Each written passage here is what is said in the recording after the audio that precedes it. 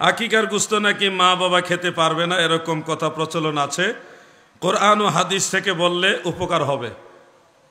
এটা কোরআন ও হাদিসের নির্যাস হিসেবে ফেকার কিতাবে আমরা পড়েছি, ফতোয়া আলমগীরের মধ্যে এবং ফতোয়া শামির মধ্যে পড়েছি যে আকিকার গোশত কুরবানির গোশতর ন্যায় হালাল।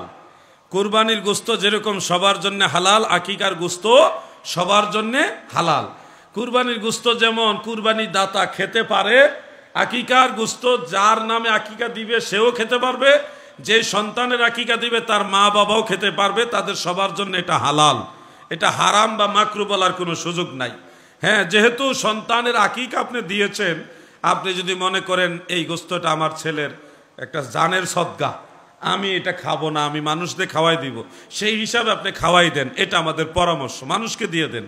কিন্তু আপনার জন্য এটা হারাম বানাইবার কোনো সুযোগ নাই, আপনার জন্য এটা হালাল, খেতে পারবেন। আপনার ছেলের জানের সদকাই তো এটা, নাকি জানের সদকা হিসেবে তো মানুষ এটা ইয়ে করে। কারণ যতক্ষণ আকিকা না দিবেন আপনার ছেলে মেয়ের বা সন্তানের উপর সবসময় বালা মুসিবত, রোগ বেমার, আপদ বিপদের লেগেই থাকবে। একদিন এই রোগ ভালো হয়েছে, ওষুধ মুষুধ খাওয়ায় ঠিক করছেন, আবার রোগ ধরে যাবে, এখানে আসার খাইয়া হুচট খাইয়া পইরা পা ব্যথা পাবে, মানে একটা না একটা বালা মুসিবত লেগে থাকবে যতক্ষণ আকিকা না দিবেন। তার মানে আকিকাটা অনেক গুরুত্বপূর্ণ জিনিস, এটা সুন্নত হইলেও অনেক গুরুত্বপূর্ণ জিনিস। এই জন্য আকিকা দিবেন, গোশত সবার জন্য হালাল। তবে আকিকা দেওয়ার পরে এটা মানুষের মাঝে রান্না করে খাওয়ায় দেন, অথবা গোশতটা গরিব মানুষদেরকে বিতরণ করে দেন, এটাই বেটার হবে। পরামর্শ হিসেবে বললাম, আল্লাহ ভাইদের বুঝার তৌফিক দেন, আমিন। আর লেখেন না, বেলা হইছে অনেক। ফজরের নামাজ পড়তে না পারায় সূর্য উঠে গেছে, এখন আগে ফজর পড়ব নাকি জোহর? ফজর লেখছে, হ্যাঁ, আগে ফজর পড়ব নাকি জোহর পড়তে হবে? জোহরের সময় আগে ফজর পড়তে হবে নাকি জোহর পড়তে হবে? সুন্দর মাসালা, এগুলি আপনাদের দরকার আছে। বাই চান্স অনেক সময় দেখা যায় ঘুমের কারণে সূর্য উদিত হওয়ার পরে ঘুম ভেঙেছে, তো তখন আপনার জন্য মাসালা, যখনই ঘুম ভেঙে যাবে তখনই আপনি ফজরের সুন্নত এবং ফরজ দুই নামাজটাই আদায় করবেন।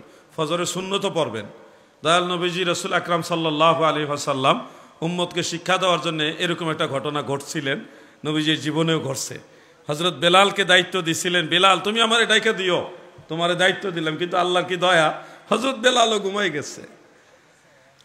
হঠাৎ সবার ঘুম ভাঙছে কোন সময়? যখন সূর্য উদিত হয়েছে। এটা নবীজির দুর্বলতার কোনো বিষয় না, এটা হলো উম্মতকে মাসালা শিখাইতে হবে না, এই জন্য প্র্যাকটিক্যাল নবীজি এভাবে শিখাইলেন। সূর্য উদিত হওয়ার পরে তখন নবীজি সবাইকে নিয়ে সুন্নতাকে পড়লেন, এরপরে জামাতের সাথে ফজরের নামাজ আদায় করছেন, কাজা আদায় করছেন। তো এই হিসেবে যখন ঘুম ভাঙবে তখনই ফজরের নামাজ আদায় করে নেবেন। আবার নিয়ত করেন না যে ঘুমাইলাম যখন ভাঙ্গে তখন পড়বো, এই ধরনের নিয়ত করলে কিন্তু গুনাহগার হবেন। বাই চান্স এরকম যদি হয় যে আমি জোহরের সময় হয়ে গেছে, ফজর পড়ি নাই, কি করব? আপনি যদি দেখেন জামাত এখনো শুরু হয়নি, তখন আপনি ফজর আগে পড়বেন। কি করবেন? ফজর আগে পড়বেন। যদি দেখেন জামাত শুরু হয়ে গেছে, তখন ইনস্ট্যান্ট আপনি জোহরের নামাজটা আগে জামাতে শরিক হবেন, তারপরে কাজা হিসেবে আপনি ওটা আদায় করবেন। কিন্তু আমার পরামর্শ হলো, যদি দেখেন আপনি মসজিদে সাধারণত আগেই যাওয়া হয় 2 রাকাত ফরজ, 2 রাকাত নামাজ আপনি জামাতে পইরা তারপরে জোহরের নামাজের ফরজে অ্যাটেন্ড করবেন, তাহলে আপনার ওই আগের ফরজটা ধারাবাহিকতা, তরতিব রক্ষা হবে, ফরজের তরতিব রক্ষা হবে।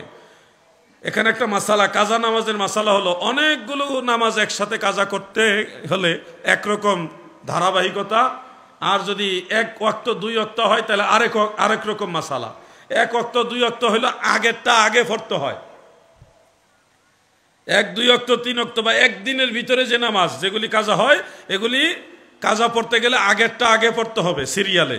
আর যদি অনেক পুরাতন কাজা হয় তখন আর ধারাবাহিকতা রক্ষা করা জরুরি না।